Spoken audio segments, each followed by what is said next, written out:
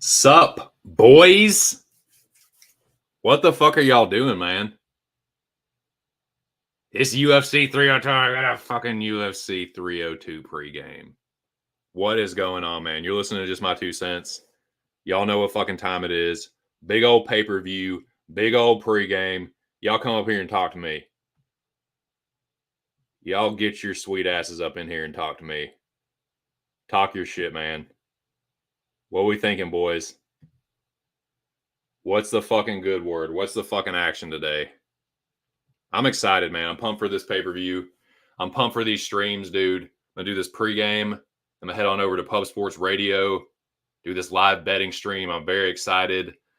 I got a greasy fucking slate, man. This is going to be another one of those where I'm either going to do really fucking well and have a killer night, or I'm just going to get my fucking ass kicked. I don't think it's going to be like an in-between, lose a little bit, win a little bit. I think I'm either going to have a great fucking night or just a terrible one. Greetings and salutations to you, my brother. How in the fuck are you doing? It's definitely good to see my dude Alex Ramirez and Aaron the Dog MMA up in this jank. Got 11 people in the building already, boys. Shout out to everyone watching on YouTube and Twitter. If you are watching on X or Twitter, why don't y'all go ahead and mosey on over to YouTube, man. Y'all come up in here, kick your feet up, smoke something, drink something. Gonna get hyped for these fucking fights, boys. We got a UFC 302 in New Jersey. It is going down in the Prudential Center. Isn't that what it is? The Prudential Center, I believe. I think that's what time it is. So, yeah. Fights are starting at 6. I'm going to talk a little bit of shit and do some shout-outs. And then I'm going to drop the link for my co-host, Moiz Audio, and anybody else that wants to come through. Stubborn Mick, Aaron the Dog. Anybody, man. Anybody that I'm cool with. Even if you're not in the dome. I will drop the link also for the Locker Room Talk group chat. And anybody else, man, just let me know if you want to come through, get on panel, talk some shit. Just I can DM you the link. So just holler at your boy. What are y'all doing though, man? How we feeling? God, did they pull a fucking fight? Or they're just, oh Christ. Can anybody shed some light as to why they are starting at 6:30? I do not like that. That throws a fucking monkey wrench in all my plans. I don't like change. I don't like when things change. God, been long enough. About fucking time, dude. No, I'm just playing. Sick. Cool. Well, let me shout you and some other people out. Does anybody know? Shout out to the 15 people watching. Does anybody know why it has been pushed back to 6:30? Thank you for illuminating me on that. Good. I thought that maybe like Mitch Raposo reneged and was like, actually, you know what? I'm not taking this fight, motherfucker. Give me my fucking show money. I hope that's not what happened. So, as I do at the beginning of every stream, I want to do some shout outs. This channel has been growing by leaps and bounds with both. Well, so I've definitely been getting more subs, but dude, the live stream numbers have been crazy. I think we had like 50, maybe 51 last week. That is unheard of around these parts. So shout out to everyone, man, that has been putting the word out and supporting this channel and coming through. Y'all are the shit. I really appreciate it. And yeah, man, let's all get rich this week, boys. Let's all have a great fucking week. I can't even remember what I was talking about just now, honestly. I'm a little bit stoned. I'm going to get more stoned because that is just what I do. That is just what a 2 cents does in a life, in a world. But man, I hope you're all doing good. Hope y'all are excited for these fights. Oh yeah, now I remember. Oh yeah, now I remember. Shout out and salute to the fucking Dome. The mightiest, greatest fucking group chat in the whole wide world. Y'all are the shit.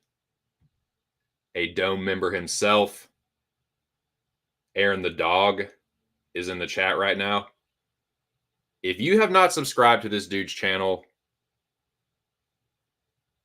I'm not going to make any fucking, idle threats or anything, but just fucking do something better with your life. Subscribe to Aaron the Dog MMA and Movie Trivia. It's a great channel. Every Wednesday night at 10 p.m., the man brings forth an excellent UFC breakdown show every week. You can find your boy there. Lucky Locks has been coming around a lot more recently. Definitely like that. Lou Betcha and others. So shout out to all of them. And shout out to Timothy Troiano, I believe, making his debut on Aaron's channel this past week was definitely a good time. Great insight into this fight. So make sure you check it out. Give it a like. Show Aaron some support and definitely subscribe to his channel if you are not already. Well, I always got to shout out my dude, Big Show. You my boy, Show. Sick fucking overlays. Basically adds the fucking production value to this channel. It started, it's actually, dude, fuck. I got it somewhere, I think, but I think the first overlay that Show did for this channel was at the Prudential Center. I wonder if I could get that. It was like a Jose Aldo fight, I think, but you can see Prudential Center. I should have fucking put that up. Of course, my dumbass forgot about it, but yeah, man, shout out to my dude. Speaking of Big Show, make sure you guys tune into the newest, I guess, UFC podcast on YouTube. The Locker Room Talk podcast has grown. It was the mighty acorn that became the oak. So now you can find your boy and the homies, MMA Locker Room, Mills, Big Show, Getting Bills, Billy Briz. You can find me and the boys on the Locker Room Talk podcast. Moving forward, I think it is going to be a Wednesday thing. Going to be recording the show earlier on Wednesday and then premiering it Wednesday evening. Don't hold me to that. Don't fucking quote me on that, but I think that is going to be the game plan moving forward. So check it out, man. It is not your ordinary go through the card. It's a little bit different. Throw out some different topics. And we always create a podcast parlay. And we're looking to hit 2 in a row, boys. So after this stream, make sure you follow your boy over to Pub Sports Radio. Going to be doing a lot of the same shit there. Watching the fights. I'm going to call some fights. Do some. I don't do a ton of live betting, but there's a lot of good info and good insight into live betting spots. I know Billy gets after that shit like crazy. Mills and a lot of the other homies do as well. So make sure you follow me over to Pub Sports. Post haste after this stream. Sign up for the contest. I need to do that myself. Jeff Slaughter just giving fucking money away every week. Just have the best predictions, and I swear to God, you'll fucking get it like that. I'm looking to win it for the 4th time myself. I done won it this year. In fact, it was way back in January, but there's another one coming, boys. I got my black belt in the contest rankings, but I'm gonna get number 4. She a coming. Catch up with the chat real quick. Still time for Perez to pass out. Bobo, what are you doing? What you know good? It isn't too late for Manny and Deb to sub to the Mick. Submish for that.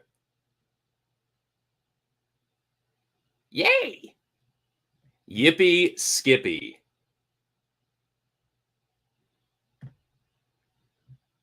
Yeah. No, I won't be going against you. I'll be in there.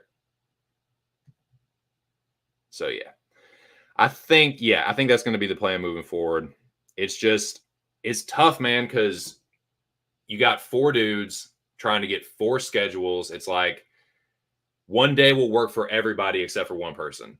And then the next day, like Monday will work for everybody except like Mills. And like Tuesday will work for everybody except like Big Show. Like, you know what I'm saying? There was a day that didn't work for everyone. So it's fucking tough, man. Trying to schedule like especially UFC stuff because so many people get their shit out like early in the week.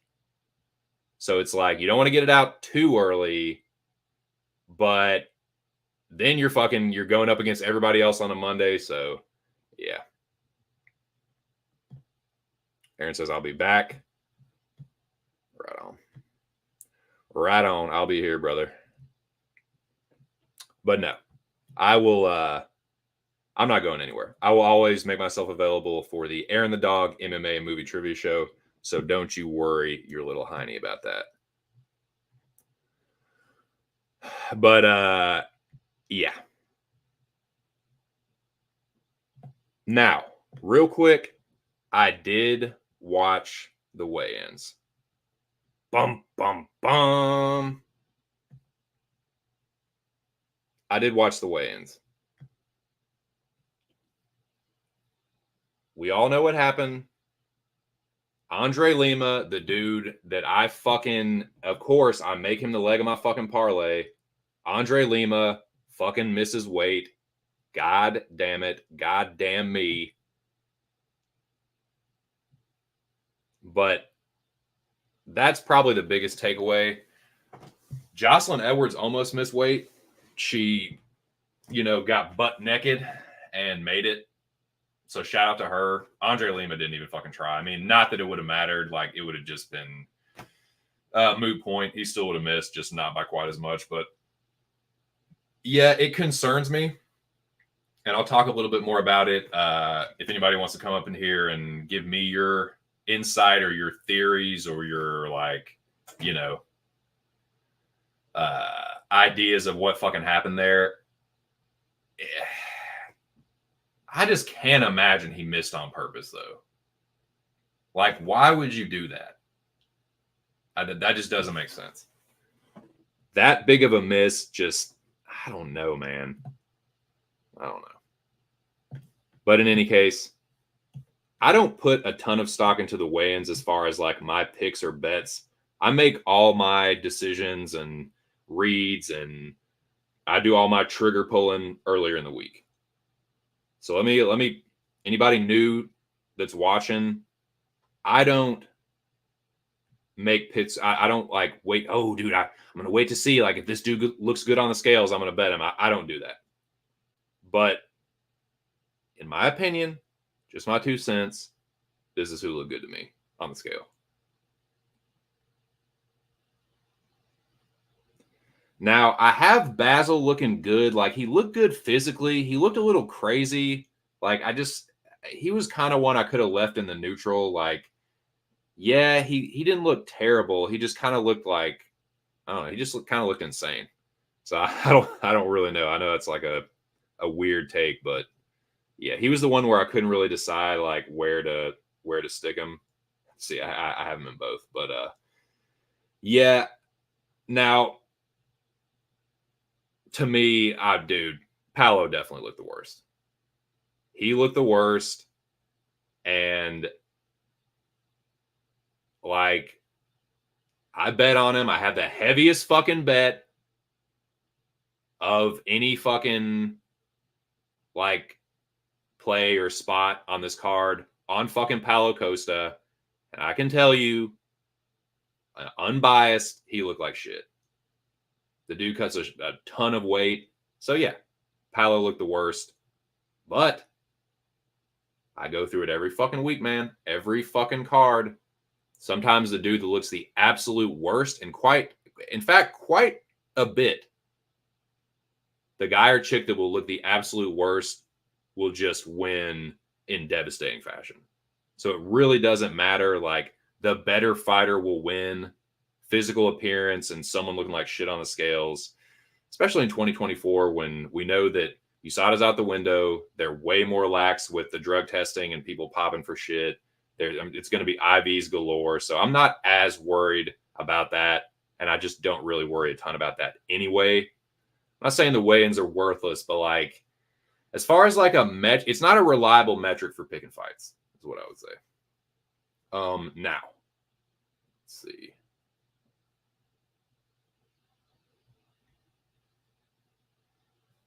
Alien looked the best. Moiz, please. So you're saying take even longer to drop the link? I can definitely do that. I can definitely do that for you, bud.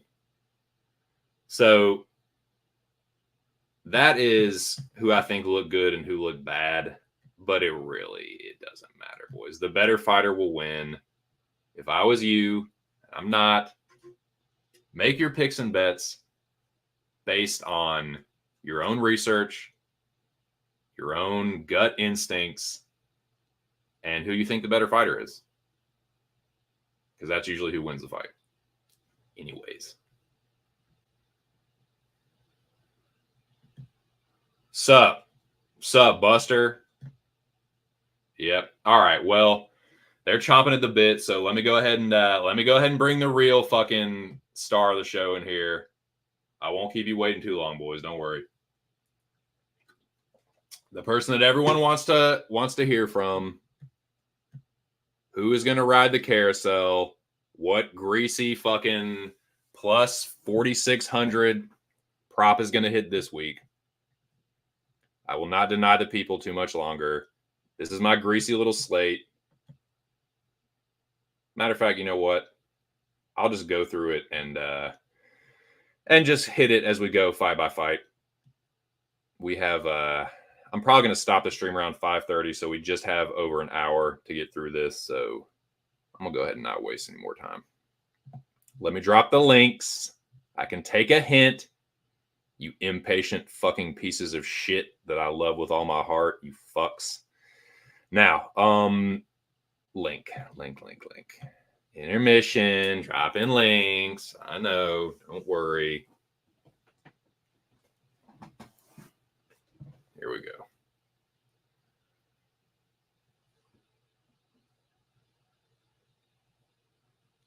And just for you, Mick, you can listen to this. My sick loop.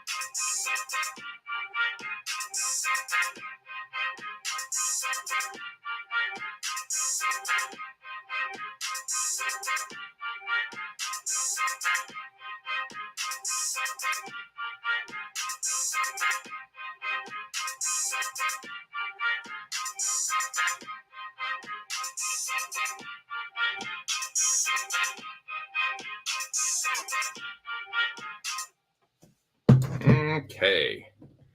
All righty. Thank you for your patience, everyone. Shout out to the 23 people in the fucking building. We're pre-gaming, boys, getting hyped for the fights. I'm about to smoke some weed about it. And while I do that, allow me to welcome a man that needs no introduction, but I'm going to give him one anyway. Hello, Cutie Pie.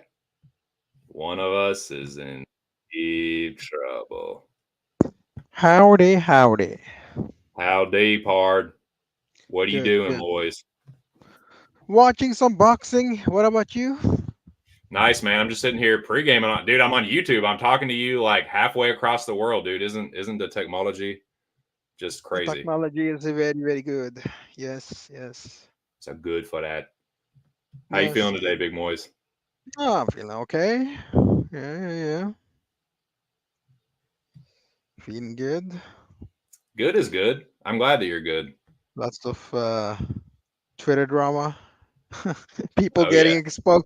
People getting exposed left and right. yeah. Well, I mean, there ain't nothing new there, is it? Just seems like another dude getting exposed every week. Yep. It's Yep. just that's just the landscape it is. You know, a lot of people, a lot of big egos, a lot of shit talking and posturing, and dude, my dick's so big and so is my fucking wallet, and just all that. You know how it goes. Stealing Wi-Fi from the church and. Oh yeah, dude. Every greasy little grift in the book.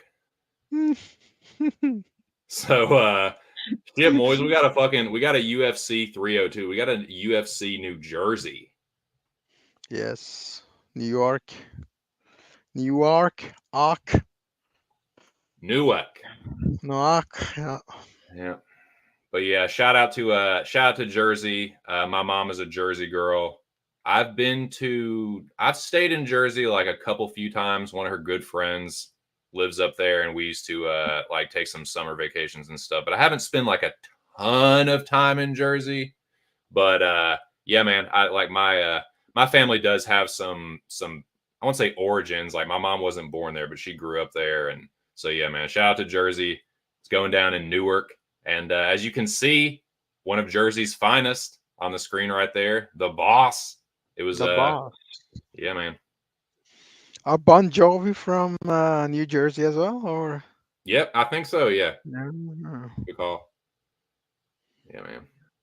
But yeah, dude, it's 302. I'm like this pay-per-view, I looked at it on paper and I was like, it's all right. Like the main and co-main are good, but I was kind of just like, whatever. But like as it's gone on, man, I've just gotten like more and more pumped up. It does kind of have like it's not 300 or anything, but it does have more of like a big card feel, just like the energy, not necessarily like the fights themselves. But I don't know about you.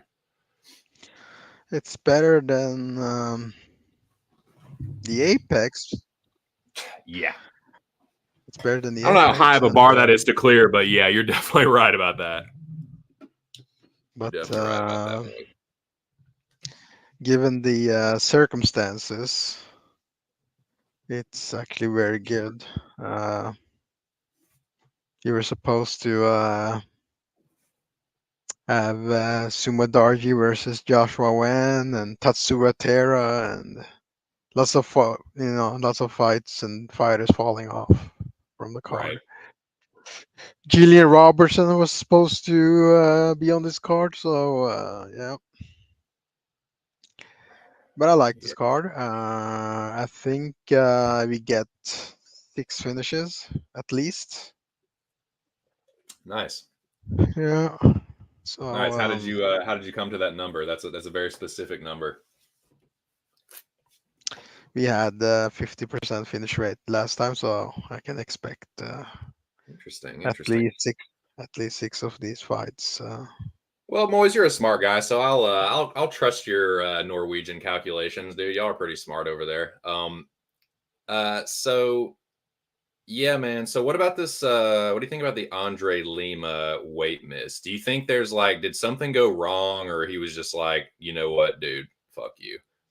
We fight or He was originally supposed to fight Sung Park, Then Park injured his knee, and then he's supposed to fight Niam Jargataman and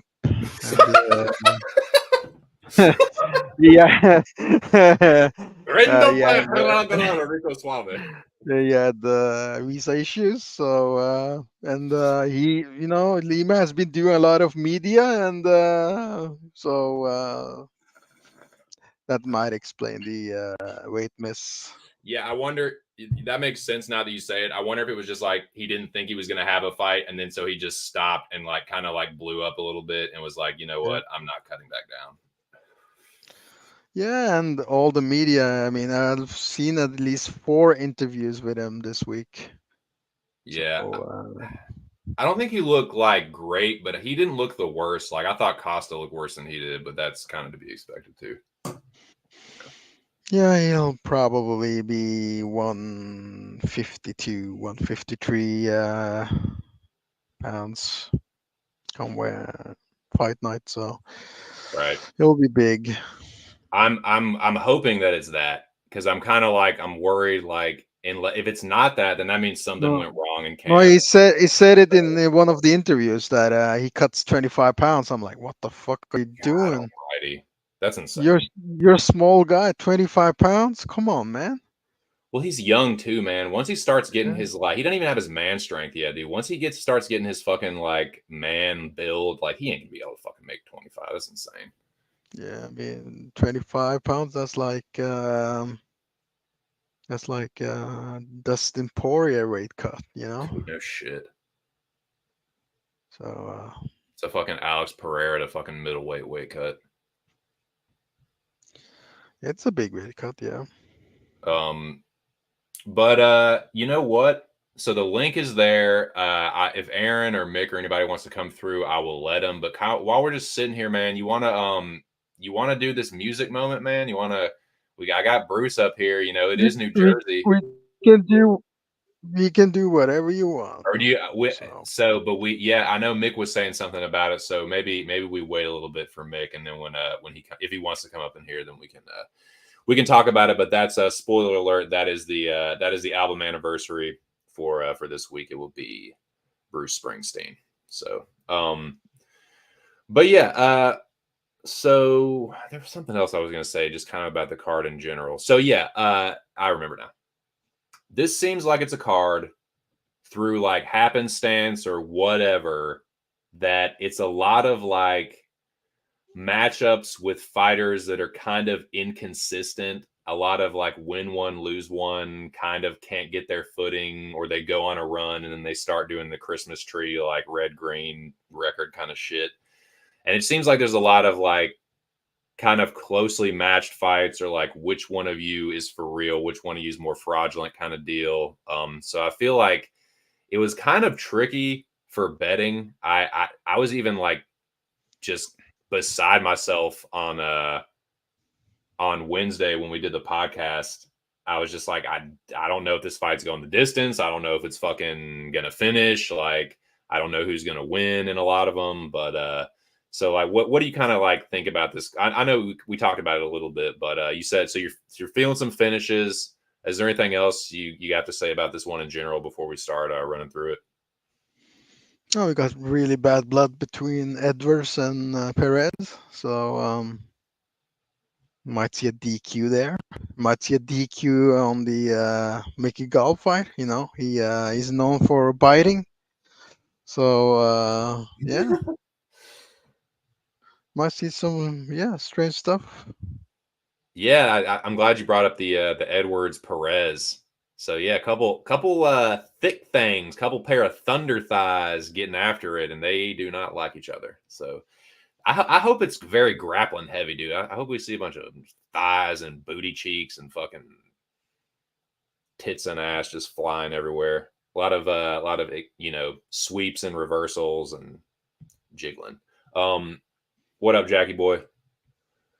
Edwards live, according to Fatter Ass Theory. So yeah, it's close, man. They both have decent taters, and they're both thick. They're not the worst to look at.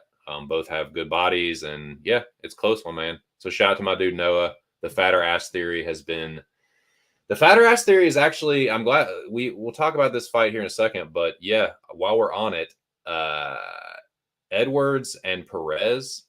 So again, shout out to Aaron the Dog, MMA Movie Trivia. Subscribe to that channel if you haven't. This past Wednesday on Aaron's show, and is something that I do as kind of made like a tradition. Like if there's a chick fight like this, Perez and Edwards, that it's close. I don't know who's going to win. I don't fucking care who's going to win because I know I'm not going to bet it. I flip a coin, man, and the coin landed on Perez. Noah is the founder of the fatter ass theory. The fatter ass theory, I think he said Perez. So I think we're actually aligned for the first time in a while.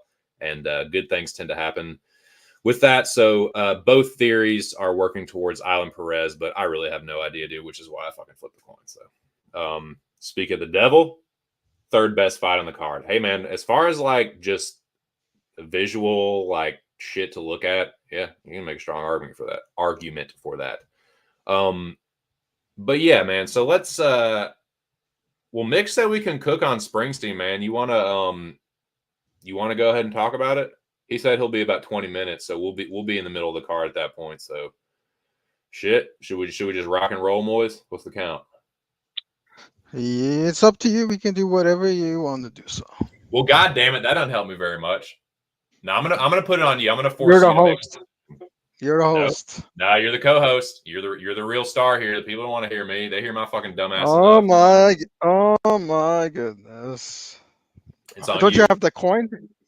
Don't you use the Oh, coin? that's a good one, dude. That's a fucking good one, boys. We're gonna do that right now. Oh shit. Where's the coin? Oh my god, boys, I'm gonna puke. I'm gonna puke on stream if I can't find the coin. All right, I got it. All right. So heads, we talk about Springsteen right now. Tails, we talk about Springsteen when Stubborn Mick comes into the building. Once again, boys, the coin will speak. Here we go. God, that was a weak ass flip, but it did flip a few times. And the coin says, we talk about it right now. So we will. It is UFC 302, gentlemen. Okay, Newark, let's go. New Jersey, Prudential Center, and one of New Jersey's finest, a New Jersey son, if you will, is the gentleman that you see up on the screen to your left, the boss, and one of his albums, Darkness on the Edge of Town. At midnight tonight, boys, it turns 46. Woo! Tell me all about it, Moiz.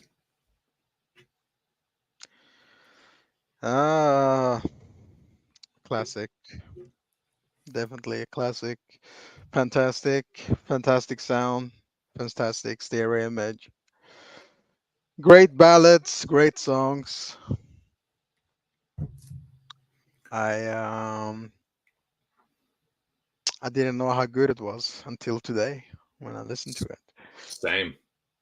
I mostly have listened to Racing in the Street and Darkness of the Edge of the Town throughout the years, but today I had to force myself and listen to every song from Badlands to song number 2, one of the best songs, Adam Raised the Cane, very dark and indeed, man. Yeah. So what about you? Dude, I very, very largely agree with you. The first time I had heard this, I feel like I've heard Badlands and Promised Land before, but dude, Badlands fucking rips. I really like something. What's the name of it? Hold on, let me pull up the track listing real quick. So yeah, this was the first time listen for me, but I'm not the biggest Springsteen fan in the world, but I've heard all his big hits. Born to Run. I've heard a lot of the songs off that. But this was a first time listen for me. Yeah, I think my favorite tracks off the whole thing were probably Badlands.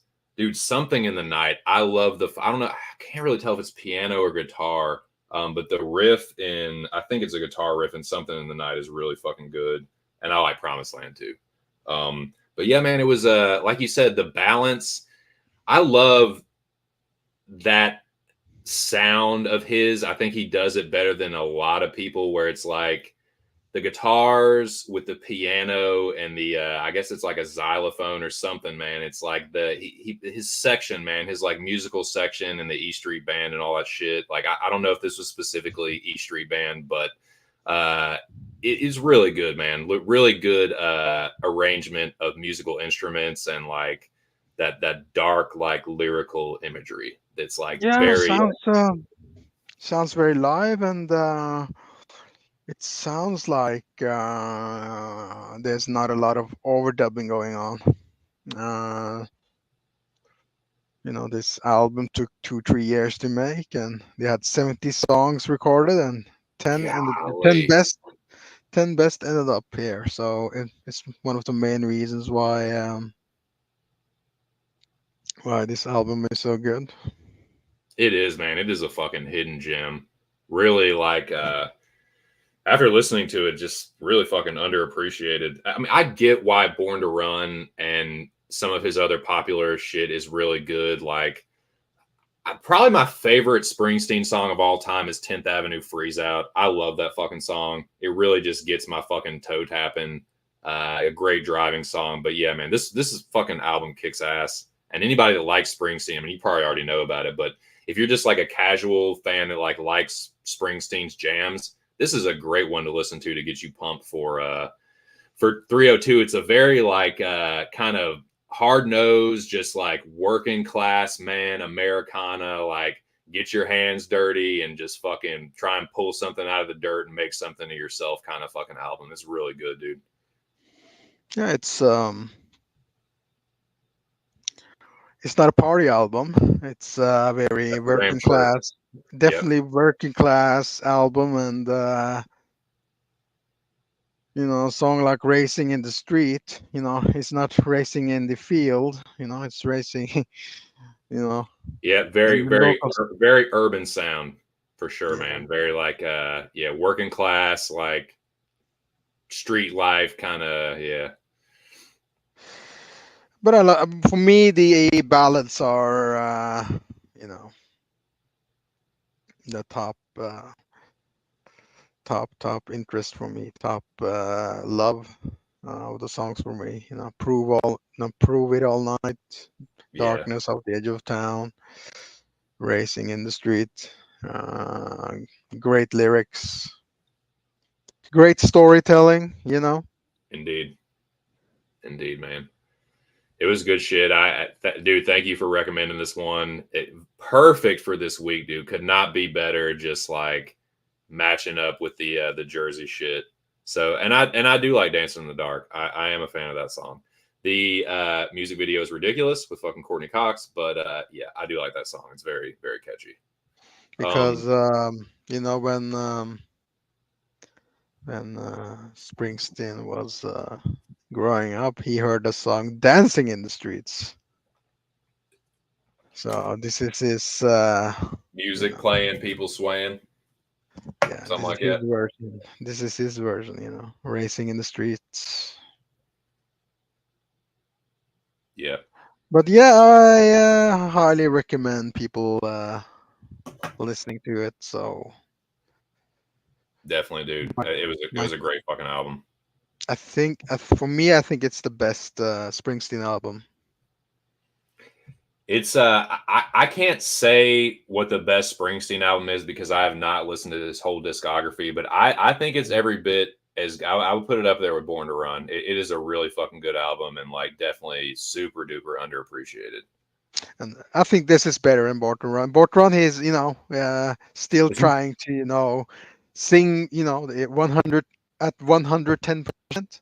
But this time, yeah, at the darkness of the edge of the town, he's okay. I have to calm down and find my own voice, and Right. it's I more would say mid-rangey, James Taylorish. right. I would say this is absolutely a more mature and complete work. I would say Yeah. that. But yeah, man, good shit. So yeah, it's going down in Jersey, boys. 302. Let's do this shit, boys. Let's fucking get it. Shout out to the 25 people in the building. We just Shout pre-gamed out it to here. Bruce Springsteen. They call him the boss. The boss, baby. He's the boss. I love him. He's great. He is, man. He's still getting after it too. Shout out to the fucking musicians that are still playing their instruments live, man. I couldn't imagine. I was listening to the lyrics. I'm like, there's no way any modern artists are going to write these kind of songs. It's Yep, it's possible. very got a very genuine feel. Like he's definitely speaking from the heart on that album. Very personal album. Feels like, Yeah, it All right. seems like it's about the local people from his town and how they can live life Yeah. much better life than they're living. Yeah, getting up out of the cycle of the working man, the working drinking man. Speak of the fucking devil, dude. Boy, he just not a moment too soon, man. They say timing is everything, and you cannot start Oh, a fire without your little world falling apart. Hello, cutie pie. Hey, what's up, man? Howdy, you old budgie. What do you I just dropped my son off at work, so got back home and I was listening on the way. I was not texting and driving. We don't do that here. But yeah, so Yeah, you. good breakdown of a solid album. Not the biggest Boss fan, but he's got a couple gems. He represents his state very well. Him and what is the other butt rock band? Bon Jovi from New Jersey. Yeah. They're very. They stay very true to themselves and their roots for sure, man. Yeah, got him, comes buddy. across authentic. Yeah, man. Anyways, yeah, guys. How's everyone doing? Doing great, man. A lot better now that I'm talking to your lovely fucking self. So how you fucking well? Let's not start sucking each other's dicks just yet. I can't remember what that fucking movie's from. What? Yeah, Mick. Well, how do you feel about this card, dude? What before we start going through it? How you feeling about this one in general, man? I mean, to be honest, I think if you're paying to be there, or if you're paying to watch it, you're paying for basically the last two fights. Other than that, yeah, it's a card. I'm just being honest. Like, I just don't feel like it's an overwhelmingly great pay-per-view card, but at the same time, it's there's been worse pay-per-view cards. I mean, you think back to the Hamzat card when he missed weight by 10 pounds or whatever, and that was just it blew up. And then you can end up with a Tony Ferguson versus Nate Diaz situation. So like, yeah, I mean, it could have been worse, but yeah, I think the main event's really intriguing as long as it'll last. And I think the Paul Costa Sean Strickland fight's intriguing. Aside from that, though, Yeah, I largely agree. Dominique, what up, Playboy? What are you doing? Shout out to my dude, man. Dominique is one of the like the true bluest supporters of the Locker Room Talk podcast. He is a pub sports homie. So shout out to my dude. We got a fucking party up in here, boys. We got 24, 25 people up in this jank. So I think it is time. We kept the people waiting long enough. I appreciate everyone's patience. Smash the like button and let's start going through this card. And shout out to Aaron the dog. If he wants to join, he's always welcome. He said he'll be back. So Dominique says, "What's up? Just chilling, getting cooked on my boxing bets." Oh fuck, dude, when is the main event? When is Wilder and Zhang? Need to get some UFC winners. Are those fights still going on? Is there still time to bet on the main event? Do y'all know? Moiz, are you watching those fights still? Not now, but Nick Ball won, so Ball, he was an underdog. So, oh, nice. Dude, everyone seemed to be on what's a fuck. I can't remember the dude's name, the favorite. Oh god damn it, Patrick, you fucking idiot. I forgot to fucking put these goddamn overlays up. All right, well, for this first one, I'll let y'all go ahead and cook on this first one. Lima versus Raposo while I get these fucking overlays up here. Apologies to everyone, man. I was supposed to have this ready, but I'm a fucking dolt. So whichever one of you broads wants to kick this off, just let her fucking rip. I got Lima by sub. You know, I've said it in the dome. I believe it. He will sub him. So that's my hot take. Well, Moiz, can you expand on that a little bit, perhaps? How do you think, and why do you think that happens, and what makes you so confident on a dude that maybe he have no submission, maybe 1-2 for this? Oh, he's a black belt and short noise for Mitch, and there might be some panic grappling involved from Mitch. So it will most likely end by a finish. So I hope it's submission. So Yeah, I kind of think it ends by a finish as well. What do you think about this one, Mick? Hey, yeah. So before I say anything else, I am not an expert in any way whatsoever, and I'll never sell you a pick. And bet responsibly. So after that, I'm Indeed. done. What'd you say? I said indeed. Quite right, sir. So my opinion is the limited fight streams that I've watched on Lima. I think he's fine. Raposo, dude, I don't know what to make of this guy because he doesn't really fight anyone that's all that high level, and not that Lima has. And it's just short notice bothers me. I really don't want any. I'm not going to. First of all, I'm not going to take any action on this fight, really, outside of like the DraftKings Hail Mary, 100% parlay. I put something Lima on that. And the sprinkles that I did because I'm getting sick and tired of Moiz coming with these fucking plays that are absolutely insane and they're hitting. So you know what? I know, dude. It makes me I'm jealous. on the Moiz train when he says he likes something. So that's whatever Moiz did and posted in the dome. If you're in there, that's exactly what I did. And he saw the tickets, so let's go. Yeah. But I think that I do worry about Lima getting tired. That's my biggest fear. So, yeah, we were talking about that earlier. So Dominique just asked, how do we feel about the weight miss for Lima? So me personally, I'm a little concerned. I made Lima my leg of the locker room talk parlay. I think he's the better fighter, but I wonder. Moiz was kind of maybe adding a little clarification to it, saying that because of the multiple opponent changes and doing the media tour, it kind of just got in the way of the weight cut because you normally do weight cutting like at a certain part. You're like, okay, now we're focused on the weight cut. That's why is a guy who is opening the prelims doing so much media? Right. So it's So for me, the only big concern I have is that I didn't hear anything about maybe the medically said it's not safe for you to cut weight anymore or anything like that. And that's just such a big gap from where you're at 126 minimum. 4 pounds. You missed by 5 from the 125. You're at 130, and you just stop. I don't know, man. It's a red flag to say the least.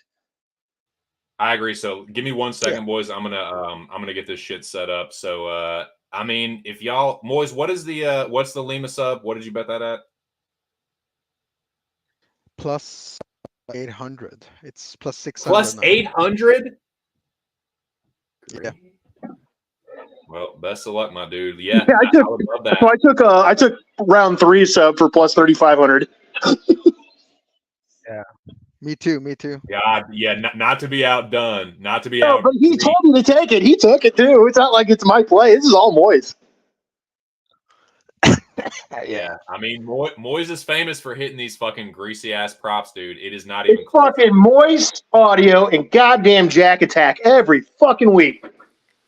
Yeah. I'm telling you, dude. Oh shit! Hold on.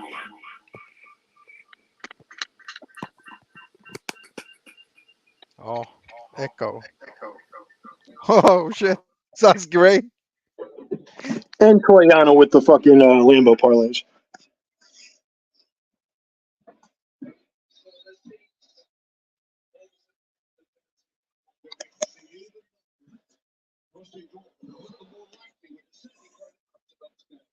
Holy fuck! Is there 2 of them? So yeah, hold on. I'm doing this so I can put the banners up. So y'all go ahead. We can go to the next fight. Go ahead and start it. Oh, it's an interesting fight because there's a bad blood between them, you know. So the bookies have it going the distance, but now, you know, getting closer to the fights, I believe there will be a finish. I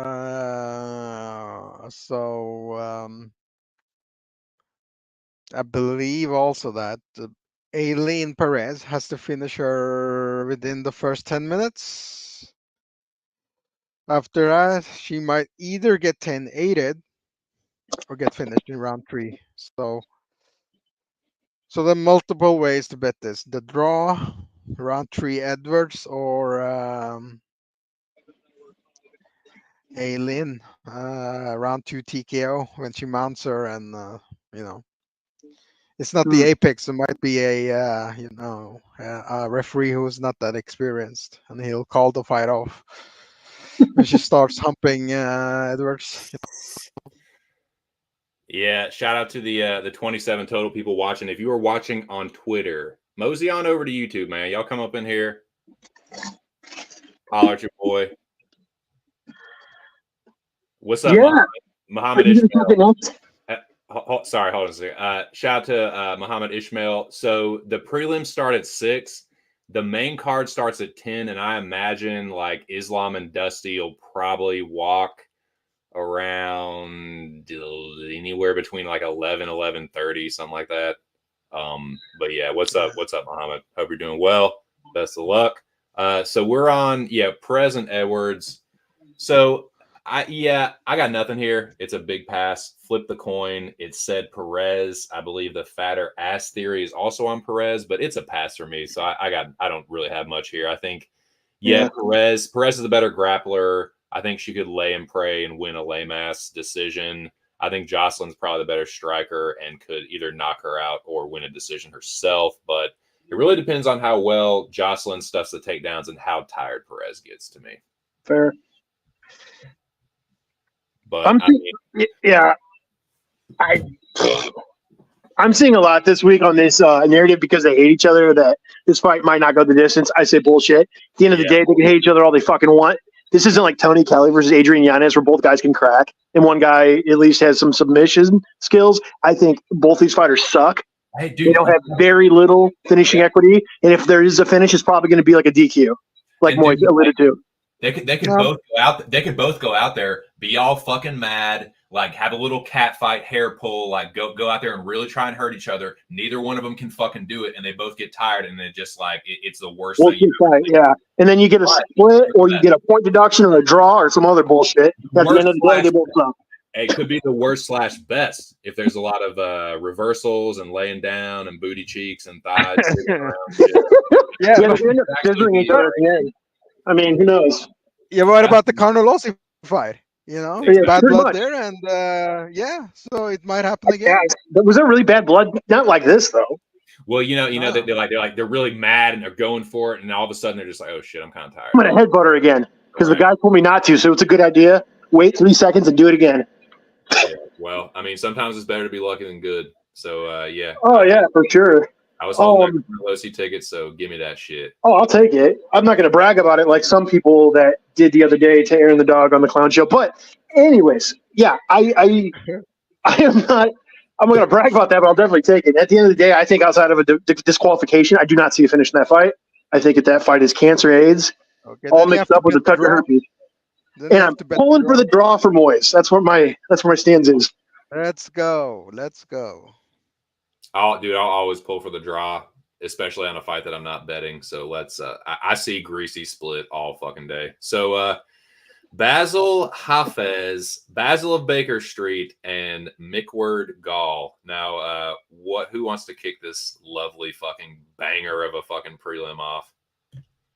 I'll just say that I think Basil should win, and if he doesn't, it's because he got tired and maybe old dickface got a fucking sub, I guess, at the end or something stupid. But I think that this is kind of a thank you fight, maybe for helping out with JDM. I don't know what else it would be, right? What are you doing here? So I'll take Basil, but I really don't want any action outside of a crazy Hail Mary parlay on DK. Well, I was What do you first think, Moiz? thinking. I was first thinking Hafez would win by decision, but then I heard Gal has had a spinal injury, right? Spinal surgery. So what happens? Well, if he gets stuck on the bottom, he'll most likely stay there. He won't be able to, do all the sweeps and muscle himself out of those positions. So we might actually see a KO, TKO from Basil Hafez, the Guardian. Hafez. Yeah, that's my take. I do believe Hafez, the Guardian, whatever, will get the finish. But by TKO, KO like Diego Sanchez. Right. See Or that maybe a DQ. Maybe a DQ if, if Hafez is smoldering him with his chest and he starts biting his chest and, all the good stuff. right. I think Basil's the side. Earlier in the week, I was a little like, I don't know if he's a little worried, but then I think about it. It's like Mickey Gall. I don't think he doesn't have the best cardio in the world either. Like I've definitely seen him fucking gas in fights, and like he absolutely has quit in him. And I just think if Basil really puts it on him, I don't know, like. And Mickey, it's like in front of New Jersey too. So I think if anyone's going to try and go out there and prove something, it's going to be Mickey Gall. I don't know, man. I feel like he's got more pressure on him than Basil. Like, I think Basil's going to be stronger. I think he's going to be the better wrestler. They both have good jiu-jitsu, but I think I'll always favor the guy that I think has the better wrestling and is stronger in those kind of situations. So, yeah, it probably hits a little harder on the feet. I worry about the dude gassing, but again, I just don't think Mickey Gall's the kind of guy that's going to make him really pay for it. He's not some fucking cardio machine to me. So I'm like, it's not like he has terrible cardio, but I don't think he's the one that's just going to fucking like, I don't know, who's someone that usually comes on late and fights and just, yeah. Anyways. Yeah, we see it, but we see it all the time. Jessica Andrade, spinal injury, can't get up. Oh yeah, and that spinal injury, dude. That spinal like back surgery is if you're getting back surgery, that means that something went really fucking bad. Because I'm telling you, as someone that has back problems, boys, someone with degenerative disc disease that has multiple slip discs, herniated discs, like the last thing in the fucking world you want to do is get fucking back surgery. So yeah, it's always a red flag for me. So how about we press forward? But yeah, look, well, actually, before I do that, I have a banner for this one. So yeah, shout out to the boys on Locker Room Talk. Check it out. Newest episode is up on YouTube. So Hafez is the first. Well, Lima was my first leg, but Hafez is the one that like me, Big Show, Mills, and Billy all agreed on. And yeah, I think Hafez gets it done one way or another. I think if he has to get desperate, I think he'll do that in the third round. And yeah, Mickey Gall might pull a guillotine and he'll just fucking pass to side control and just lay on him. So let's fucking go. But the next fight, this one, dude, I think there's going to be some hurt butts in this next one, boys. I've just been getting kind of a feeling. But yeah, we got Phil Rowe and Jake Matthews. What y'all think? Oh no. Oh no. I have to side with my Muslim brother Jake Matthews by decision. It's purely biased pick, racist pick. Oh, you're a racist piece of shit, so I expect no less. So racist pick. It has nothing to do with race, but it's fine. You're a racist fuck, dude. You're a racist. The race the of caliphate. The you caliphate. Make you what did you say, boys? The caliphate. The caliphate. Oh yeah, dude. The caliphate must prosper. The infidels must be punished. I will pray 5 times a day. I'm with it, dude. I like it. So a racist pick. Jesus Christ. I mean, it's honest. It's not even about race, though. That's why it's funny. I know how to pick them, don't I? I know how to pick those boys. No, he's just funny. I love Moiz. He's the best. Oh, guys, that's great. Thank you. All right, man. What do you think, JMTC? Hey, hold up. Time out, boys. Before I go into this take, I want to welcome a gentleman onto the channel for the first time, I believe, making his debut. I want to welcome one of the Dome faithful. You can find him on Twitter. He has his own YouTube channel as well. Allow me to welcome the King of Crackdown. Thank you for having me. Hey. Hello. Happy birthday. Thank you, I appreciate it. How old are you now? Too old to be honest. Like now, I'm 31. Is it really your birthday? Or, Yeah. Is it really your birthday, or is this some Moiz bullshit? No, my birthday was yesterday. I'm celebrating the day, but it was yesterday. Nice. Well, happy belated, dude. Thank you, I appreciate it. Yeah, man. Well, thank you for joining us, dude. Well, shit, you can jump right in, my dude. We're on Matthews and Rowe, and I'll let you go ahead, and then I'll give my take. Yeah, actually, I am Rowe fighting Matthews, so I'm gonna be a little bit busy later on, so I can't really predict my own self, but I'm gonna break the rules for you guys. But I gotta go Matthews here. I think Rowe hasn't really shown me the takedown defense. I feel like as far as the guys he has beaten, they kind of all been chinny. And Matthews, one thing you can say about Matthews, he's not chinny. He might have gotten hurt like by guys that have super heavy hands at times, but he has never really been like dropped and finished, and that's dropped too many times. Probably like one drop in like 20 fights on his side.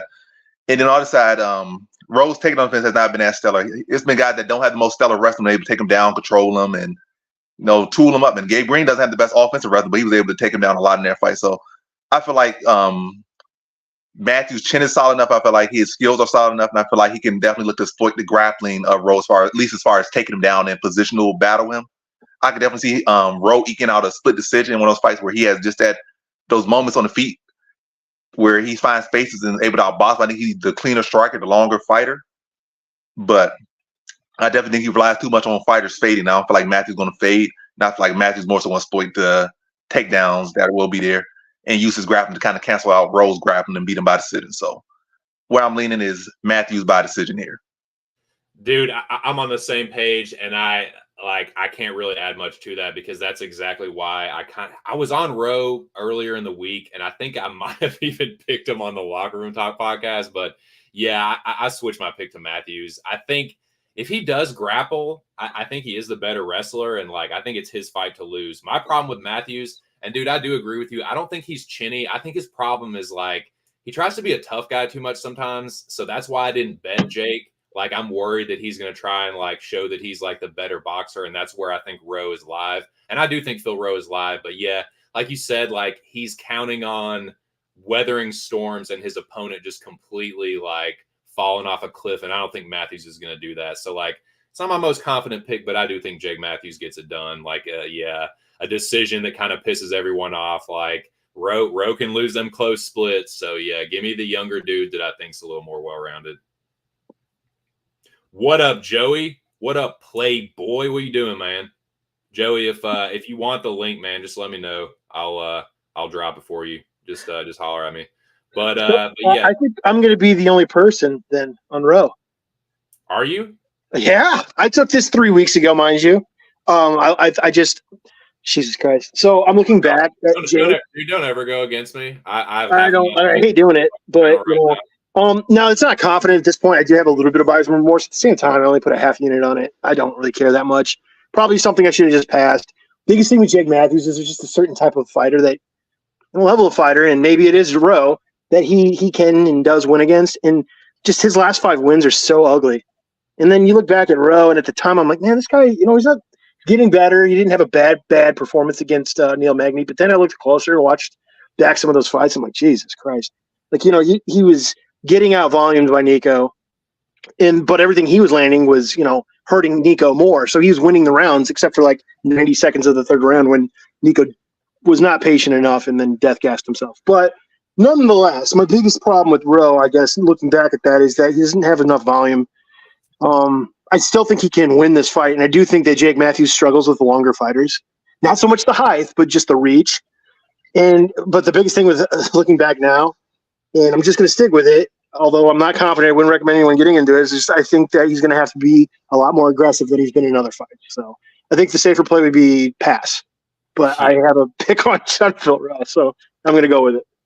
Right on. Well, best of luck. Yeah, I do think Rowe is live, but I didn't have the sack either way. So yeah, it's a big pass for me. So we can move on. So next one is Dawson and Selecki.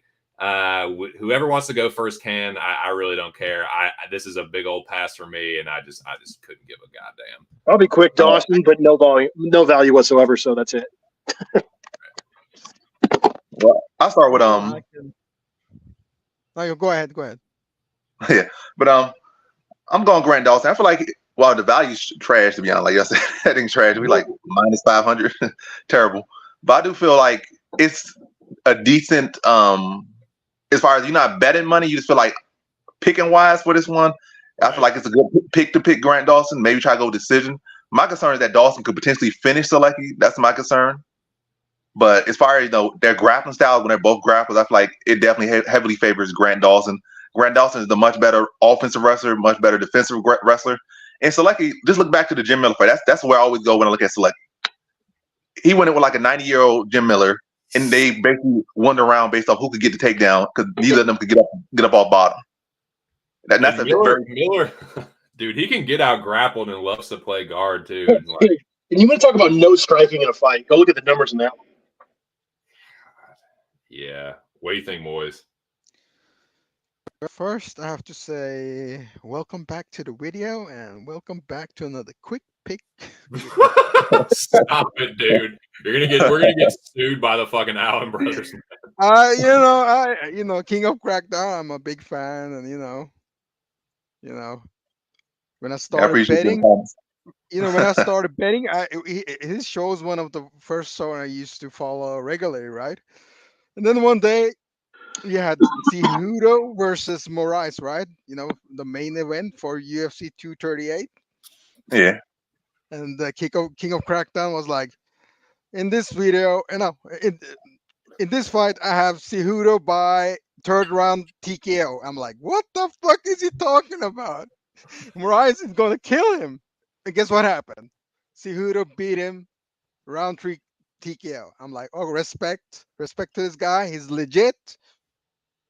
Next time, shut your mouth and follow what he says. So much respect to you, King of Crackdown. I'll always remember that pick. I'll always remember that outcome of the fight thanks to you because you nailed it before anyone else did. Nobody else had Cejudo by TKO or a finish in round 3. It was only you, man. So I just want to say you the man. You the man.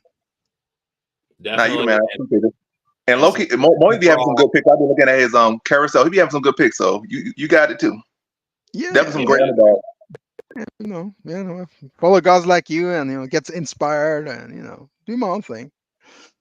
So well, yeah, let me not to be outdone while we're kissing ass here. I'll go ahead and say, dude, I do think you have like some of the best short form. Like it's not a fucking half-hour long video. It's just this is the pick. This is why I think that, and it's just like good, like solid reads. And so yeah, man. Yeah, I've been seeing, dude, you do good on them fucking picks too. I was seeing it on Twitter and shit. Yeah, man. So what are we talking about? Dawson by decision for me. Dawson by decision. I kind of agree with Crackdown though, because like I think a lot of people are gonna be trying to play this like with props because Dawson's so heavy of a favorite. I think I haven't seen like one fucking person on Selecki, and I think Dawson's the rightful favorite, but I think people are trying to like kill that fucking like the chalk or juice or whatever with like trying to Dawson by decision. I think Selecki will be stingy to the sub, but Grant Dawson's ground and pound ain't no fucking joke. And I can see him just kind of fucking getting on top, and Selecki's fighting the submissions, and he just packs him out. So yeah, I'm kind of with you on that. I think that's gonna be my pick, man. I think I'm gonna pick Dawson by like second round GMP TKO or something. Ooh, you like that, big boy? I do, man. Because I'm telling you right now, I don't think there's a path that Dawson can't win this fight, and that's the issue I have with taking anything. Is that I think he can stop him. I think he can knock him out, and I think he can win by decision. So I don't really want to get involved. I think Selecki's like Jiu-Jitsu pride is not going to let him get sub, but I think Dawson's just going to be like, all right, well, I'll just smash your face in with his nerdy Wisconsin shit. He's like, Grant Dawson's so funny, man. Yeah, I definitely wouldn't touch the sub, but no thanks. Yeah. But that is the prelims, boys. But let me take this down and do my shameless fucking promo here. Let me cut my let me do my shilling. Hold on. Get this down. Now, as you can see, the book's down there at the bottom. If you do, anyone happen to use any of these books, you can use promo code PubSportsRadio. MyBookie, they'll bet match you 100% up to $1,000. Bet online, they'll bet match you up to $100. And Prize Picks with your first sign up, they will bet match you up to $50. 2 cents do be pubbing. That is where I'm going after this stream ends. You can follow me over to Pub Sports Radio doing live betting and like a fight companion. It's a good time. But yeah, man, that is my promo. But yeah, man, that's big show. Hook this up, this overlay and all the backgrounds and shit. So shout out to him. Now, I think we got one more prelim fight. That's the prelim builder, but I think we got one more. This is like the prelim headliner. This is one of the toughest fights for me to call. It don't matter who kicks this one off. Crackdown, if you want this one, go right ahead, man. I don't even know. The only thing about this one right here is I'm mad that Cesar Almeida went to a favorite. I mean, yeah, right before I could get in on him. He still was a small favorite, which is good, but I would love to have gotten him like plus 125, 135, but hey, like minus 115 is okay. But yeah, I think it's a good stylistic match. I think it's that stylistic match we are seeing more as of late where these kickboxers are coming over and having good success. I feel like Kopylov, he's a good well-rounded fighter. He's a good MMA striker, but is he a good, like, we'd be a stud in Glory or K1 or any of those high-level kickboxers? I don't think so. And he's well-rounded, but is he well-rounded enough to really thrive here against Cesar Almeida? And I have not seen him really go out there and have such great grappling success at any level, like taking people down and grinding them out for 15 minutes or ground and pound them, getting them out of here or subbing them. So I haven't really seen what I need to see from his grappling. And another thing, I think in his debut, he got submitted by Carl Robertson, who's not really the greatest grappler. So that's another knock against him. So I've been saying pretty much his whole rise. So I know where he's weak and strong at. And I think Cesar Almeida has shown enough that he can address whatever little grappling Kopylov does have. And I just think he's on a different level as far as striking. I think he has more power in his hands, his kicks, his punches. I think the only thing that Kopylov has on him is experience in the octagon. But when you look at most people he has beaten, it's not like Kopylov has beaten such stud strikers. So I can't say like, I got so much experience beating these stud strikers or beating this and that. He just recently started getting his groove, and I just think world-class striker always, like 9.9 times out of 10, the world-class striker is going to beat the world-class MMA striker. So I think Cesar Almeida is going to be too much for him, and I think he puts him away late third round. So yeah, and this one, Cesar Almeida, third round TKO. Oh shit! What Moiz? What do you think on this one, my dude? I have the same outcome. It will be a finish in round 3. I do believe. Despite there won't be a lot of grappling, Kopylov is going to tire out, but I saw some tape. He actually goes for grappling. Kopylov, that is. He'll go for the takedowns if he feels threatened, if he feels he has to slow down the fight. The issue is that he'll get more tired, and I do believe there's a high probability or low probability for Almeida to actually get a submission in round 3. Oh shit! Yeah. 2 strikers. You have to look at the grappling. Who has the grappling upside? I do believe it's Almeida, judging by his fight with Butka and some footage I saw on him on Instagram. Boys, are you trying to fucking out greaseball Jack with like the actually the better grappler is Almeida? Watch that shit hit though. Watching him get like a club and sub, he'll he'll hurt Roman. Roman will shoot a sloppy takedown and he'll fucking front choke him or something. Yeah. Yeah. Round 3 submission. Oh my plus God. plus 7,700. You Jesus Christ. pussy fuck. What do you think, Mick? Yeah, man, I took a full unit on Kopilov. I don't believe in Almeida whatsoever. I just don't. I think I fucking don't care. I'm sick and tired of hearing this narrative of like, oh, he beat Alex Pereira. You know what? He also lost some of those fucking fights, like we talked about too. And like, I don't think he's like this world class kickboxer that Izzy was or Alex was. I think, yeah, he can strike. He's definitely a striker. I think he can win the fight. I just don't, and I do agree. If you got Cesar Almeida last week when the lines were flipped, 100%. I get that, but I'm not going to take that guy at chalk. There's no way. It's not. Dylan Budka, no fucking way. Haven't seen enough. And if I'm wrong, I'm wrong, and I'll eat it. Dude, so I'm kind of like, I'm right there in between with like, I agree with everything that all y'all said. I think the criticisms about Kopilov and Almeida are both valid, which is why I would never fucking touch this one. I'm just going to wish all you gentlemen best of luck because I think that it's Roman's fight to lose if he grapples.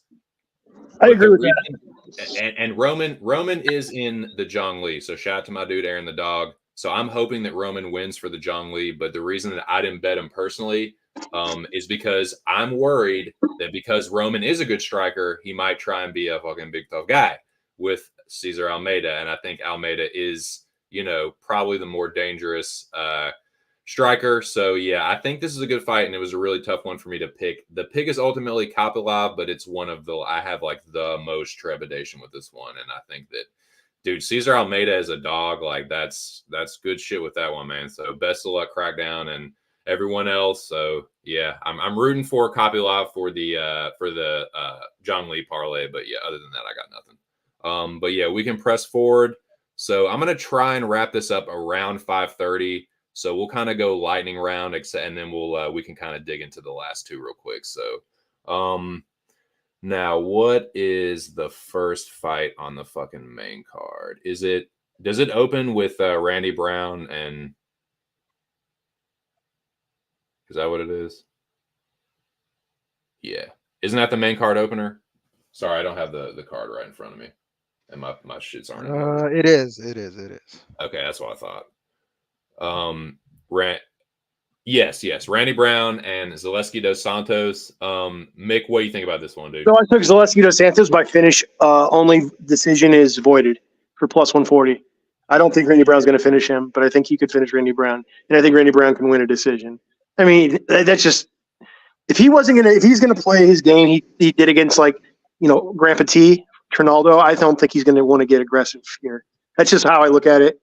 That's it, really. I don't. Tough fight. Randy Brown fights are always tough for me to look at. I don't know. That's how I look at this, though. I think there's value there with the finish only. So, anyways, that's it. What do you think, Crackdown? I'm going Randy Brown decision. No confidence, low confidence in this one.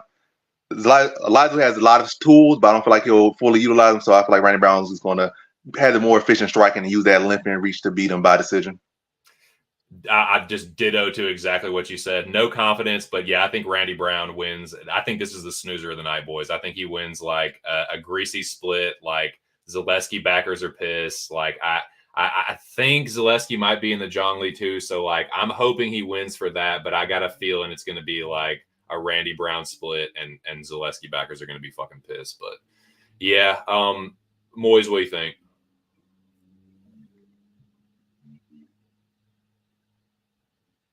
Boys, if you don't answer in about 4 fucking seconds, I'm gonna kick you the fuck off of this stream. Hold on. I'm just kidding. I would never do that. I would never do that. I'm just funning. I know what this is. What is it? I think I know too. No. I have Randy Brown by decision.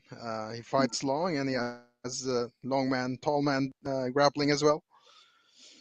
Zaleski, he's not the same guy anymore. So, and that's why I took the finish only. Yeah, nice, good stuff. Yeah, I think even three rounds with Abu Bakr. So no, he's not the guy anymore. I think if Zaleski's smart, he leg kicks. But yeah, I think Randy Brown works behind the jab and just kind of electric slides to a victory for this. So I think up next is Almeida. The Almeida and Romanov, I believe. I think that's what it is. And if I'm not going in order, oh fucking well, it's not a big deal. I guess King of Crackdown. What do you think about this one, dude? Going low confidence, Jelton Almeida to beat Romanov. Yeah, like, I think that last performance from against Curtis Blades is good and also bad. Like he was doing so well, but it just took a gust of wind to knock his senses off. So I don't know. I'm going to win. I feel like he's the better fighter overall. Well, at least in this, as far as applicable, I feel like they're primarily going to grapple. And Romanov probably going to try to use his size to negate the grappling and try to touch his chin because he feel like he could cash in on that lottery ticket by touching his chin. That would probably solve, given the fact that he's not really a true heavyweight. Probably really I say his prime weight, which doesn't exist, would probably be 225. So he's not a true 265 heavyweight. And Romanov has the size. He is a true 265 heavyweight if he wants to be. He could truly put more mass on and cut down to weight, whereas Almeida can never be a true heavyweight, even if he wanted to. Right. But I feel it's gonna come to Almeida just grappling and having a better cardio in that field and just grinding out probably like an ugly type of decision on Romanov. Probably looks better down the stretch, but I think through that first round and a half or first 2 rounds, I think it'll be very ugly. But I think Almeida is gonna have more cardio and a better pace, and I think more overall better grappling. Romanov can be the better wrestler, Greco-Roman for sure. But as far as like positional battle, jiu-jitsu, sweeps, going for all that stuff, I feel like Almeida's gonna be better in that area and be able to maintain the top position better and fight harder for those positions. Where is Romanov gonna be looking just to sit in position because like we've seen he got like 1 round of cardio. He can't be battling for positions too much. He's gonna just probably look to sit in position or stuff to takedowns and then try to get top position. And it really is gonna come down to Almeida outworking him. I feel that's what it all comes down to. He's gonna be outworked. Romanov and beat him by decision. Right on. I like it. What do you think, Moiz? Yeah! Let's fucking go. Yes! Oh, yes! All right, gentlemen. You know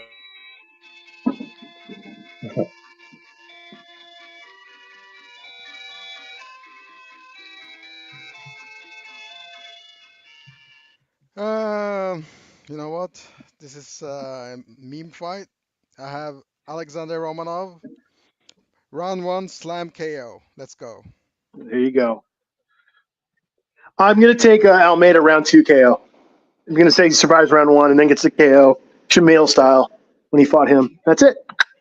Yeah, and I have a bet on this. I have the bet. The bet is the fight will end in TKO, KO, or DQ at plus 300. I think it was 230.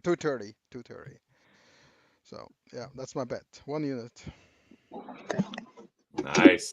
That is Great the hot. bet. Yeah, that just spiced things up. So yeah, I'm kind of with Crackdown. I think it's like Romanov tries to finish him and he doesn't get it, but Almeida has to work hard enough that he can't quite get the finish after Romanov gasses, and he just does he gets to the better position, lands just enough ground and pound to keep the ref from standing him up and rinse and repeats. Romanov tries to get back up, fucking mat return, that kind of shit. So yeah, I'm gonna say the same thing, Almeida decision. Low confidence though, man. God, dude, I saw that fucking plus 230 or whatever, 240 on Romanov, and my fucking, dude, I just wanted to reach out and fucking grab it, but it just feels like a trap. But yeah, I think that first round, man, yeah, Romanov's live. I think Romanov first round is a decent bet, and yeah, Romanov by KO. I don't hate it. But yeah, unless anybody did everybody go on that one? Yep. Cool. Well, yeah, we can press forward. What we got here? What's this next one, boys? Shout out to everyone listening, man, on Twitter or on YouTube. Smash the like button. Make sure you follow everyone here and subscribe to all their shit. And what fight are we fucking doing? Yeah, we're on Holland and Lord Mikael or whatever in the fuck he's going by now. But yeah, man, the loser of the last fight gets the carousel, and yeah, who knows? Maybe I'll be riding it with him. But yeah. Holland, Olasechek. I will start this one off. Kevin Holland is, in fact, anchoring the Locker Room Talk podcast parlay. So mine is Lima, and then the base. So the base is what me, Mills, Billy, and Big Show agreed on was Hafez, and Kevin Holland is the anchor. I think Holland is gonna like finish Olasechek with a knee or a body kick. I think it's gonna be a body blow, and either clubs and subs him or just pounds him out. But yeah, I think Holland is the side here. I think he's more durable at 185 and hits a little bit harder. So yeah, give me Kev to get back on track, get a big pay-per-view win. I think it's a good spot for him. It's a good like bounce back spot for him. So let's make it 2 weeks in a row, cashing that Locker Room Talk podcast. Make sure y'all check out the latest episode, and whoever wants to go next can just fire away. Fire at will, gents. All right, I'm going high. You go for it. Yeah, go for it. Yeah, high confidence. Kevin Holland to beat Mikhail Oleksiejczuk. I feel like Holland will, in my opinion, be the better striker in boxing, kicking as well. Much better BJJ here. Despite him being at welterweight and Oleksiejczuk coming from light heavyweight, I still think Holland is probably physically bigger man. I feel like Oleksiejczuk really a welterweight, but I feel like he just kind of was stuck at middleweight and light heavyweight because either for two reasons. He don't want to cut the weight, and the other reason he just at welterweight he would be nothing special at welterweight at all as welterweight. So I just feel like Holland's gonna pick him apart on the feet, and then like club and sub him. I'm thinking like a second round club and sub for Holland. Just pick him apart over the course of the fight, and then put him away in the second. So yeah, Holland second round sub. Let's fucking go. I love it. Kevin Holland, second round, Darce choke. Let's go, boys. Moiz, you gonna complete this Holland posse here? We gonna ride for Kev here? Yeah, Kevin Holland, round 2 sub. I think he might get. There's a scenario in round 1 he might get knocked down. Kevin Holland, that is, and that's a great opportunity for you to live bet him as well, because then the odds will go crazy the other way. Lord Michael, it's round 1 or bust. We've seen it over and over again, so nothing much else to say. I agree. What do you think, Mick? Yeah, I said Kevin Holland, Darce choke, round 2. Anytime he wants, really. I think this is a ridiculous fight. Let's fucking go. Yeah, sorry, I forgot. I'm a little stoned. I'm gonna get a lot more stoned here in just like 2 seconds. But yeah, I think we pretty much covered that one. It was a clean sweep for Kev. I think he bounces back and whoops some ass there. But we are now, gentlemen, at I believe the fucking co-main. Want to thank you all again for being here. Shout out to everyone listening, and I will make sure and give y'all the floor to plug whatever you want here and when we wrap this up. But we're the co-main now, and I will let whoever wants to start it. USA. Round Fuck off 4 somewhere, KO. boys. Fuck off and die. Round 4 KO Sean Strickland. He's gonna wear him out and set up traps. Round 4 KO. Let's go. You're a Might piece of even shit. bet I it. fucking hate you. King of Crackdown, what do you think? Going low confidence Sean Strickland, and I'm really playing both sides as far as betting on him. Like I'm putting like Strickland in a parlay to get a better value on him, and I just money lined Costa because he already with like plus 200, 250 or something. But anyway, I think when I got him he was plus 1. I think on this thing it said plus 170. But yeah, I just feel like it's a good stylistic match for both guys. It's not like Strickland has a lot of kicks or really aggressive with the wrestling to really tire down Costa. So I feel like both guys can go 5 rounds just trading. And Costa does have the bigger, the heavier power. Right. I mean, Strickland definitely has the better cardio, and I think he definitely has the better defense. But I think his defense is susceptible for hooks, which Costa is very good at throwing. But I agree. It's like both guys is like both. Costa's susceptible to the straight punches of Strickland, and Strickland, like you said, susceptible to his hooks. Yeah, but I think it'll come down to Strickland's 5-round experience. I think again, Strickland has much better cardio, much better pacing. He doesn't throw with a whole lot of power, so he could do that all day. He could cardio box for every day. That's why he's in the gym all the time sparring, because he's not throwing with a lot of power, a lot of arm strikes. His paddles up and just keep the pressure on Costa. And I feel like Costa's gonna take moments off in the fight. Whether he's throwing shots, landing shots or not, he's gonna take those moments off to step back, catch a breather, and that's when Strickland will start to walk forward. Those shots, he might get caught with a hook coming in a couple times, but he's mostly gonna be able to roll it off a little bit and go back to just pepper him up and stalk him. Then Costa's gonna take his moment. He's gonna fight in spurts, whereas Strickland gonna be on the whole time, trying to jab him up, trying to walk him down. And it's gonna be little moments like a minute here, 30 seconds here, where Costa starts to try to throw up, but it's gonna mostly just be Strickland is outland him, out volume, and out pressure him and beat him by decision. But again, very low confidence here. But I think Sean Strickland wins, and I trust his 5-round experience and also his championship experience that he has that Costa doesn't have right now. All losses in championship fights, and he only had one in the UFC. He got dominated, so yeah, as well. But Sean Strickland decision. Dude, I love the breakdown. I'm on the other side, but I largely agree. This is honestly one of, I think this one and like Kopylov Almeida were the toughest. Like just from a pure pick, from a bet, it's definitely like I'm on Costa. It's gonna be secret juice season all fucking night for me. I'm gonna get obnoxious with it in the fucking pub stream. I know already.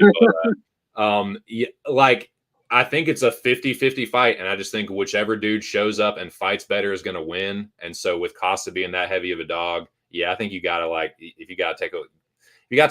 bet a dog. He is going to fight for your money, and I think it will be like a volume versus moments thing. I think if Strickland just like pours it on and makes it so fucking obvious outside of one or two big moments, he'll probably win a decision. But I think it does hit the cards, man. A Costa knockout wouldn't surprise me, but I don't think he's as big of a gas bag as people like criticize him for. And like Strickland is pretty tough outside of like Pereira and fucking getting wheel kicked by Zaleski. And I don't think Costa hits quite as hard as a Pereira, but he does hit hard, man. So I think he's going to win the minutes and win a decision. But yeah, I agree with King of Crackdown's breakdown largely. It's going to be moments versus minutes. And I think it's going to be a good fight. I think this fight's going to kick ass regardless of who wins. Like they both like to get after it, but I'm taking Costa because I think that Strickland, I think he's like a little, he's been talking a lot about that Dricus win. He's like, I don't know if his head is like 100% Utah focused on Costa, and like Costa kind of just fights the same way I don't think he like gets really like, I think Adesanya, is the outlier. Like he didn't fucking take that seriously. And I don't know what that was, like nervous drinking or what, but I think he's ready for this one, man. So I think it's going to be a fucking good fight. I think we get a good version of Costa here on a he's more active than he's been in a while. So I think that's good for him. And yeah, I think it's going to be a good close fight, but yeah, give me plus 205. Secret Juice Paulo Costa. Moiz. What do you think?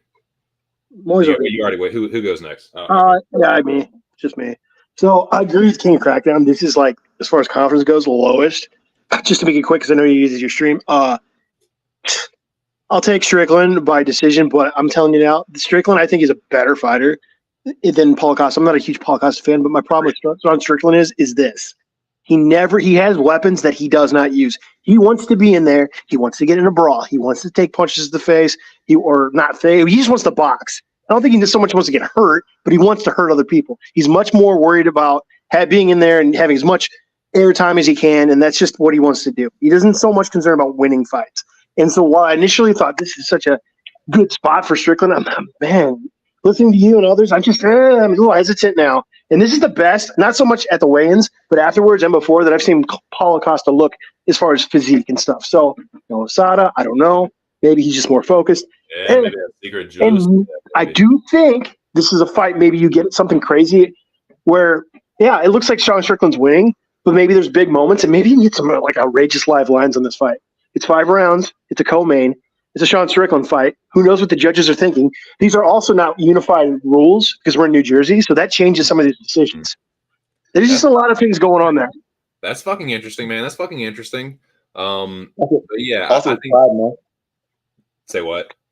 It's the first month of Pride Month, but they don't like Sean Strickland. There you go. Hey, there you go. There's your narrative. So we gotta wait. Hey, wait a minute. If this fight goes on at midnight, then we're in here. This is at midnight. It's June 1st, right? Or is today June 1st? No, today's June 1st. Fuck it, we're already in. Yeah, let's go. YMCA. Yeah, right. Gotta be a macho. All right, macho man. Let's wrap this thing up. We got the main event here. Whoever wants to kick it off is more than welcome. Fire at will. Okay, I took Islam on SGP from 4.5 minutes to win on the money line. 4.5 minutes over, under 24.5 minutes plus 110. It's better than minus 600, and that's it. Islam All right. round 3 or 4 submission. That's it. And I'm going Makhachev first round submission. Poirier, Oh, fuck. it's like it was his 4th time for undisputed. You had the BMF. Technically that's the undisputed title. He lost that. Lost twice. We lost to Khabib. He lost to Charles Oliveira. In both of his actual title fights, he got submitted. Then he gets submitted here again. Makhachev, trains right alongside Khabib. And even in the Benoit Saint-Denis fight, Benoit was taking his back and all that stuff. And Benoit, you might say, oh, Benoit's another strong grappler. He was a former welterweight. But Benoit's been training for like 5-6 years. Islam Makhachev been training his whole life since he's been a baby. So Islam Makhachev is a better overall fighter every single weird than Benoit Saint-Denis. And Benoit Saint-Denis had staph infection, still was having his way with Desmond Poirier.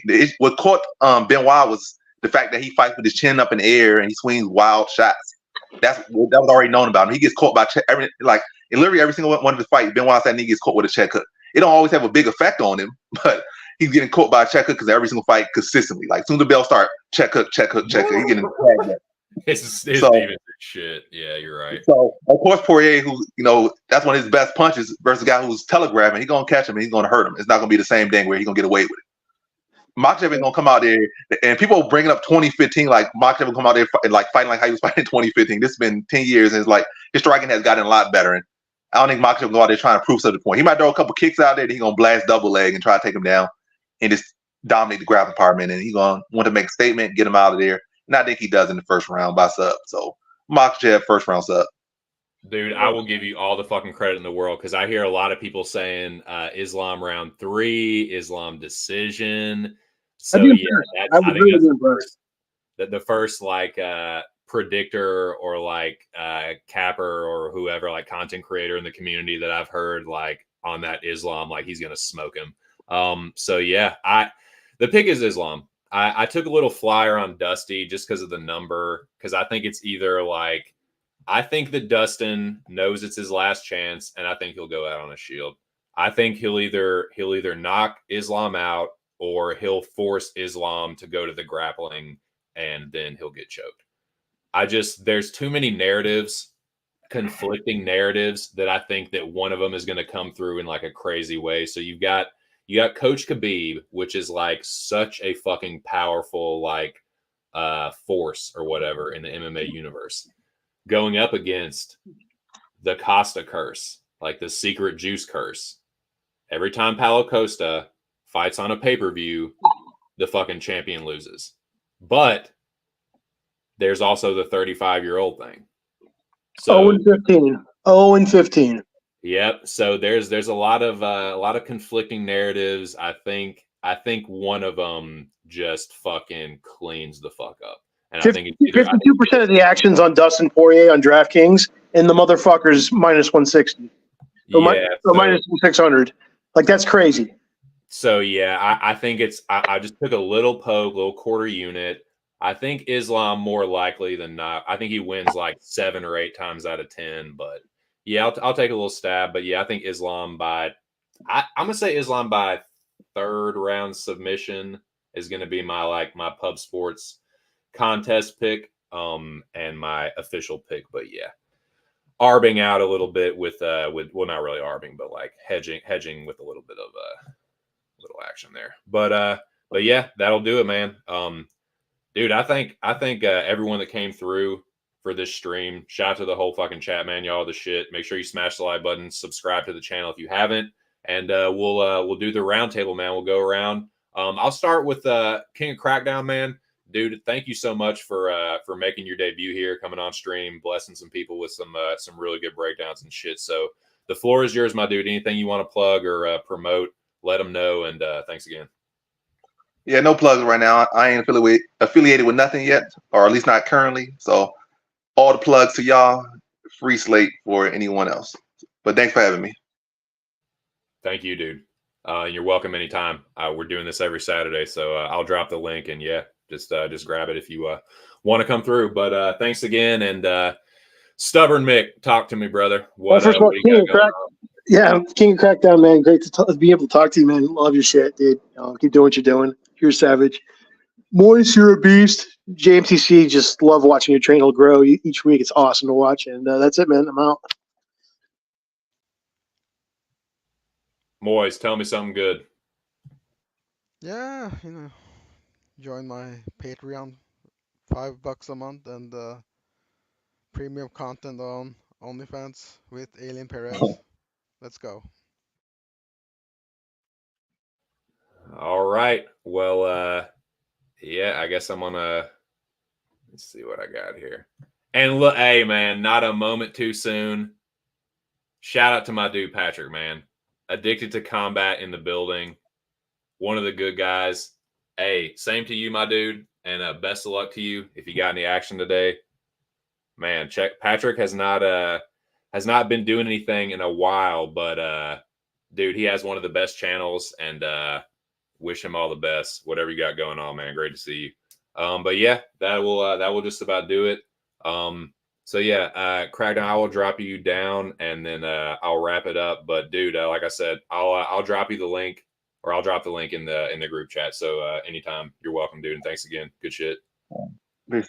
Best of luck to you, man. You as well. Thank you. All right, so that'll do it, boys. That was a kick-ass stream, and I want to thank everyone that came through either on Twitter or YouTube. The channel has definitely been growing, and I truly appreciate it. This started as a hobby of mine, and now I have gone like semi-pro with it, and it don't stop here. So yeah, that'll do it for me. I'm going to take a brief break, and then I'm going to be heading over to Pub Sports Radio, where you can find me and the homies. We're going to be doing a Fight Companion live betting stream, so come on over there, and let's all get fucking rich. Let's all make some fucking money tonight. And yeah, that's about all I got, boys. So let me go back through, make sure I shout everybody out one last time, and we'll skedaddle.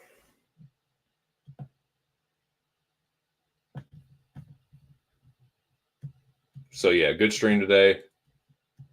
Had over 30 people total on Twitter and YouTube watching. So thank you again.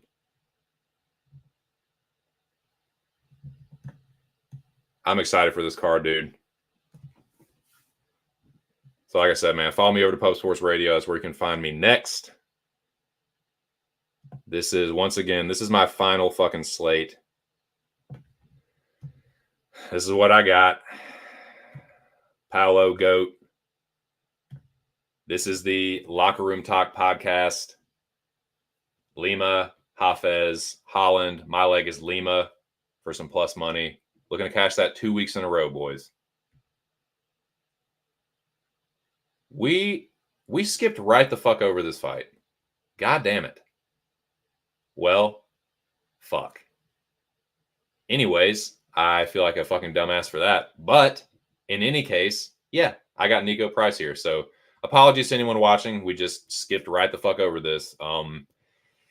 Yeah, I think it's another one of them 50-50 fights. And give me the fucking dog that won the first one by knockout. I think he can win by knockout again or a decision. So yeah, I did bet Nico Price. And apologies again. That's my fault. I just skipped right the fuck over it. But yeah, I got a little quarter unit on Dusty, and once again, shout out to my dude Aaron the dog. So this is he gives out this parlay every week. Jong Lee parlay, 5-legger, usually has a couple underdogs in it. I've been tailing it all fucking year. Well, more than all year since I started guest appearing on his show last year. But I've been tailing this every fucking week, and this year it has kept me in the green. So big shout out to Aaron the dog. This is his Jong Lee parlay this week. So let's fucking go. And I love the Jong Lee this week because it gives me the opportunity to hedge out on a couple spots where I'm on the other side with my pick. So like for instance, I have Brown as a pick and also Paolo Goat, and that's a great RBAT spot for me there. So if it's live by the co-main event, I'll be extremely happy. So yeah, make sure you subscribe to Aaron's channel if you're not already, as Aaron the Dog, MMA and Movie Trivia. And fear not, my dude. I will be available for the show as always every Wednesday night at 10 p.m. I think we haven't like nailed down a time, but I think like 9 would probably work, right? But I'll talk to Big Show and them about that. So that would give me that would certainly give me time to be there for the premiere and then just head right over to Aaron's show. But we'll figure it out. But yeah, if Aaron's still listening, I ain't going nowhere. So yeah, shout out to everyone that came through. Y'all are the shit. Shout out to the Dome, the greatest group chat in the world. Please, like I said, shout out to King of Crackdown. Subscribe to his YouTube channel. Check out his Twitter. Stubborn Mick, follow his Twitter. I don't think he has a YouTube channel. Moiz Audio, my co-host, thank you as always. And y'all heard the man. The carousel fight is... Let me get the link. Almeida and Romanov. The loser gets the carousel. So that's it for me. So thank you again. And I love you all. I hope you enjoyed the show. And I hope you smash the like and subscribe to the channel. And I hope you cash all your greasy little fucking bets. And I hope you follow me all over to Post Sports Radio. And I hope you leave enough room for my fist because I'm going to ram it in your stomach. I will buy.